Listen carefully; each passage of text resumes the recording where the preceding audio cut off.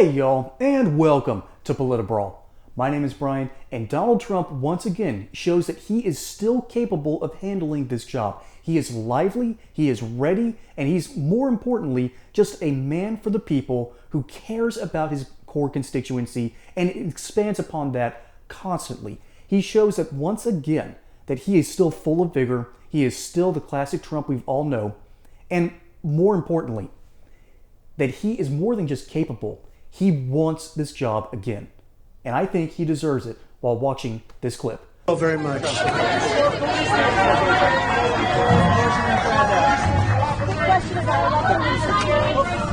Wheaties or Cheerios? Which one are you taking? Which one are you picking? What happens to She's 100 years old. She wants my autograph. I think we should do it. Go do it. Mr. President, what is your plan during the DNC next week? Just going to watch. I think it's going to be a disaster. I think it's going to be a mess. President Trump. How are you? Mr. President, replace Thank you very income tax much. with higher tariffs, sir. Keep talking about it. Thank you very much. Kamala's going to copy all your best ideas You are anyway. right about I've been to 83 rallies. much. 83 rallies. Does anybody have a pen? Yes, I do, sir. Right here. Wait. Hold it. Where's my You pen? have a pen? Give him your pen. Oh, here's my pen. I need it, sir. We need you. Here, sir. I got You your look pen in my pocket here. Yeah, they're getting Here you right go. here. Oh, Thank you, Mr. President. Thank you very Came- much. You came prepared. Came all the So way you're- from St. Louis just to see You you, look sir. like you're in your 60s. You look beautiful, huh? I was 100 in November. Where do you come from? I come from Milwaukee, Wisconsin, but I'm really a Cornhusker. I think we're doing well in Wisconsin, you know? Say hello to the people. That's for you, A dog. selfie, please, sir. Sir, a selfie. Today is my 19th birthday. Happy birthday. Thank you very much. I've been to Thank you 83 very much. rallies, sir. 83 Oh, I rallies. like this guy. You want me to write on your suit? You want me to destroy your suit? How about the green hat? And I worked as a volunteer in Trump Tower in 2015. You know, for such a short clip, there's actually a ton to unpack here. So let's actually start at the end and work backwards. So apparently, there's a dude that's been to over 80 Donald Trump rallies. I'm going to be honest, y'all, I haven't even been to one. So this dude knows how to party. And he actually apparently was a volunteer at the Trump Tower at one time. So this dude is definitely dedicated to the cause. But second off, there has to be a little bit of a correction here. This lady said that she identifies as a Cornhusker more than anything else. Apparently, there was a nearly 100-year-old woman who still runs marathons. That is just a testament to the good old-fashioned American know-how, gut and gristle from arguably our greatest generation. And our greatest generation was formed strictly and just molded by the failure of the Roaring '20s and the collapse of the Great Depression. Which, by the way, if you want to look at the problems of the United States, everything goes back to how FDR handled the Great Depression. Hey y'all, I wanted to give a quick shout out to our new sponsors, Native Path. Created by Dr. Chad out of Austin, Texas, he realized that there was something deeply wrong in this medical community. And instead of focusing on nutrition, they were just focused on serving Big Pharma.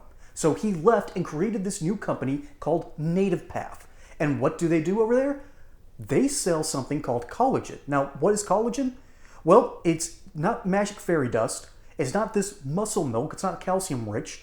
Instead, it is a odorless, flavorless, dissolves completely in water powder that you can mix. And unlike iocane powder, this stuff has massive health benefits. It can help your bones, your joints, your ligaments, your skin, your hair follicles, even your fingernails. This stuff is absolutely packed with the nutrients that we lose so constantly in our modern diet. This stuff is a fantastic supplement, can help you live a healthier life. And if you go to this link down here below, you will find up to 45% off of certain products. That is how much Native Path cares about your health. So go check them out, link in the description below. And now, back to regularly scheduled programming. And so instead of giving you a history lesson, I have to give a small correction. Trump, if she identifies as a Cornhusker, I don't know why you're bringing up Wisconsin. Cornhuskers are from Nebraska, okay? Which, by the way, why is your football team no longer any good? What happened to Nebraska football? There used to be a time where they used to be dominant, just like Georgia Tech. But that's not what matters. This is the big takeaway of the entire video. That Trump is, indeed, has always been a man of the people. Comes to them, tries to identify them. He's not the greatest at it. He's no FDR who can wheel around on his wheelchair, shake hands with everyone, from basically from the Golden Gate all the way down to Warm Springs, Georgia. All right, FDR, despite the fact that I loathe a lot of his policies, was a man of the people. This was a dyed-in-the-wool Yankee from New York City who, in order to soothe his polio problems, came down to Warm Springs, Georgia, where there is, to this day, something called the Little White House. And he would run White House operations from this place, and quite effectively, might I add. But most importantly, he got along with Southerners. And Southerners at that time, and even in the backwaters to this day, despise anyone from above the Mason-Dixon line. Mainly because most of the people above the Mason-Dixon line look down on the South. And as a Southern boy, I have to admit, after reading some Thomas Sowell, it makes a lot of sense. So that kind of hurts as a Southern boy to say, but FDR could get along with people who were not like him. Donald Trump can do the same thing.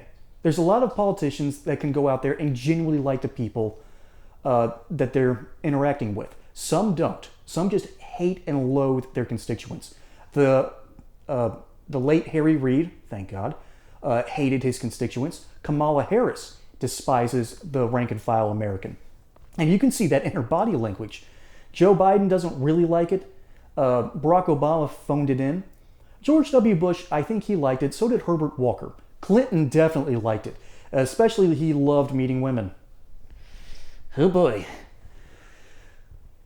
But there are politicians that do genuinely like people. There are some that don't. And Donald Trump is not the greatest at it. Because he's not as natural. He has his own special version of himself that he shows. But that's to stay on brand. He understands brand recognition. So yes, he genuinely does enjoy talking with these people. And compare that to Kamala Harris, who will give you this weird cackling laugh and try to awkwardly walk away as soon as she's confronted. But I digress. But the meat and potatoes of this video is actually in the first 35 seconds. And blink and you'll sort of miss it, and you have to focus in. Why are there all these breakfast cereals just hanging around? Why are all these food hanging around? Oh, you see the signs, and it shows how much the price has gone up since Joe Biden took over in 2020. And folks, it's awful out there. I shouldn't have to tell you, but let me put it to you this way. I went from shopping at Publix to shopping almost exclusively at Aldi. And only occasionally Costco. I can barely afford my Costco membership anymore. That's how bad things are out there. The food has definitely risen in cost and in price. And the only places that seem like they can get around this problem are places like Aldi, Lidl, and Costco. And the main reason why those places work is Costco has guaranteed cash flow, and Lidl and Aldi have removed two major expenditures. Plastic bags, which are more expensive than you think. Up in Northern Virginia, and even I think in DC, they will actually charge you for using plastic bags. You don't think that's a big cost, but those things add up. When you have 4 bags, that's 20 cents, but you go once a week, 20 cents becomes 80 cents and arguably $1 a month. That's just for an individual. Think of what that cost is now extrapolated over hundreds or thousands of shoppers a day. So that's a little business model for you right there. That's why Aldi and Lidl, they also use off-brands. But ultimately, you know that things are hitting you in your wallet the way they weren't hitting you 4 years ago. I can definitely say that from my own experience. Let me know yours down in the comments. I'd love to hear them because it's bad out there. After printing trillions of dollars in order to keep the economy alive, Joe Biden made the stupidest possible decision. I admit that Donald Trump did push us to the edge of a cliff. And the argument was, okay, we're at the cliff, we can start backing down now. We're enjoying the view of the Grand Canyon, let's not jump. Instead, Joe Biden goes, I'm going to give us another Obama-style, oh, what was it? The American Recovery and Reinvestment Act. And let me tell you, the American Recovery and Reinvestment Act was a joke. It was an absolute joke meant to prime and pump the economy. You know what it really did? I'll use personal experience here.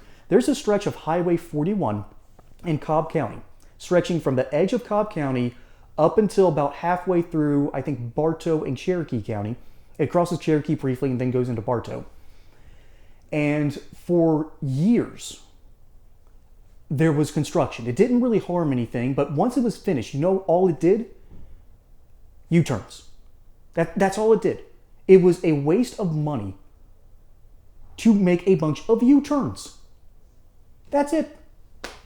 Turning lanes and U-turns. It was the dumbest project I think I've ever seen. And Joe Biden did another version of that, wasting another $1 trillion. And that's what pushed us over the edge. And now we're suffering with the consequences of inflation. We could have beaten this. We could have fought the tide and brought things back to a sense of normalcy. But instead, Joe Biden said that he was going to push the envelope one bit further. And now inflation has cost, let's see, our gas prices are now like $1.50 more than they were under the Trump administration. I think the average for Trump was about $2.16 a gallon. Under Joe Biden, it was about $3.50. That is a huge increase. Then there's the food. Meat and poultry are up at least 20%. Pretty much all of our food is at least up 20%. And it's mainly baked into that added gas cost. Cheap gas means a better economy. This isn't rocket science. Instead, we are now having to deal with a candidate who has directly been passed the torch from the Biden administration, or rather had it ripped from his cold, slowly growing colder hands. So Kamala Harris owns this. And so everyone's going around screaming, Trump's not talking about policy. Well, yeah, policy loses. Policy is boring. So instead, you flash to policy very briefly, and then you just handle people. That is how you're supposed to do a campaign in the modern age.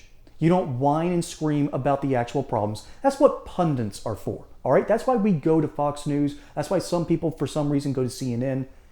Or for some reason, you come to me. I have no idea why. I'm not actually qualified. I've got some experience, but seriously. But we get our information from sources that aren't our candidates. We somehow in the back of our minds know that our candidates say what they need to say in order to win. That's sort of a base note for Democrat-style politics. That's a terrible truth, but we don't need to be screaming about policy wins. That's what the pundits are for. That's why I'm talking about this. Our inflation continues to go out of control. It is still a huge problem, and everything is more expensive now, and yet our wages haven't matched up with it. There was a brief period of hope in about 2022, but that all faded away because, once again, Joe Biden tells the Fed, print more money. It makes me want to take a black pill, but you know what? We had a better economy under Trump. We had better policies under Trump. I am firmly of the belief that if we get this right in 2024, we can still right this ship because America is worth saving. Your savings are worth saving, and you are worth saving. And that's why Donald Trump cares more about the people and is talking about them in this short clip than he cares about the policies, because the policies will come. That's why we have a huge brain trust in Washington, D.C., or in this case, a brain drain, but there's hope. And I truly believe in it. Folks, my name is Brian. Hope you enjoyed this segment here on PolitiBrawl. Don't forget to like and subscribe. Catch you on the next one. And until then, y'all have a good one.